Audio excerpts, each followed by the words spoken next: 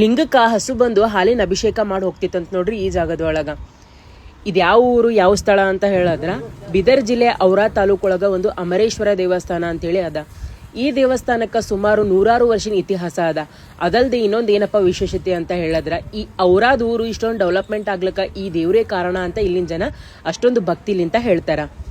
ನನಗೆ ಸಿಕ್ಕಿರಂತ ಮಾಹಿತಿ ಪ್ರಕಾರ ಕೆಲವೊಂದು ಪುರಾಣದ ಒಳಗ ಯಾವ ರೀತಿ ಉಲ್ಲೇಖ ಆಗ್ಯದ ಅಂತ ಹೇಳಿದ್ರ ಈ ದೇವಸ್ಥಾನದಿಂದ ಒಂದು 2 ಕಿಲೋಮೀಟರ್ ಅಂತರದ ಒಳಗ ಒಂದು ಊರದ ಅಂತ.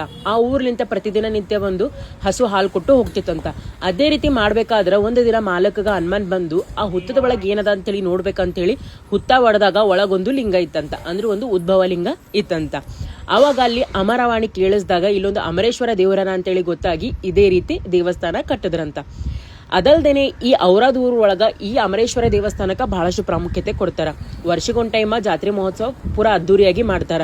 ಸುತ್ತಮುತ್ತ ಊರ್ ಒಳಗ ಒಂದು ಪ್ರಸಿದ್ಧಿ ಆದಂತ ದೇವಸ್ಥಾನ ಈ ಅಮರೇಶ್ವರ ದೇವಸ್ಥಾನ ಅದ. ಬೀದರ್ ಜಿಲ್ಲೆಗ ನಾವು ನಮ್ಮ ಕರ್ನಾಟಕದ ಕಿರೀಟ ಅಂತೇಳಿ ಕರಿತೀವಿ. ನಮ್ಮ ಕರ್ನಾಟಕ ಎಂಟ್ರೆನ್ಸ್ ಆಗ್ಬೇಕು ಅಂತ ಹೇಳಿದ್ರೆ ಮೊದಲನೇ ತಾಲೂಕ್ ಬರದೆ ಔರಾದ್. ಈ ಔರಾದಿಂದಾನೇ ಬೀದರ್ ಜಿಲ್ಲೆ ಸ್ಟಾರ್ಟ್ ಆಗ್ತದ. ಬೇರೆ ರಾಜ್ಯಕ್ಕೆ ಮತ್ತು ನಮ್ಮ ರಾಜ್ಯಕ್ಕೆ ಕನೆಕ್ಟ್ ಮಾಡೋದೇ ಈ ಔರಾದ್ ತಾಲೂಕು. ಇವತ್ತು ನಾನು ನಿಮಗೆ ಕೊಟ್ಟಂತ ಈ ಅಮರೇಶ್ವರ ದೇವರ ಬಗ್ಗೆ ಮಾಹಿತಿ ನಿಮ್ಗೆ ಏನಾದ್ರೂ ಇಷ್ಟ ಆಗಿತ್ತು ಅಂತ ಹೇಳಿದ್ರೆ ಇದೇ ರೀತಿ ಮಾಹಿತಿ ಸಲುವಾಗಿ ನನ್ನ ಪೇಜಿಗೆ ಫಾಲೋ ಮಾಡೋದಂತೂ ಮರಿಬೇಡ್ರಿ. ಧನ್ಯವಾದಗಳು.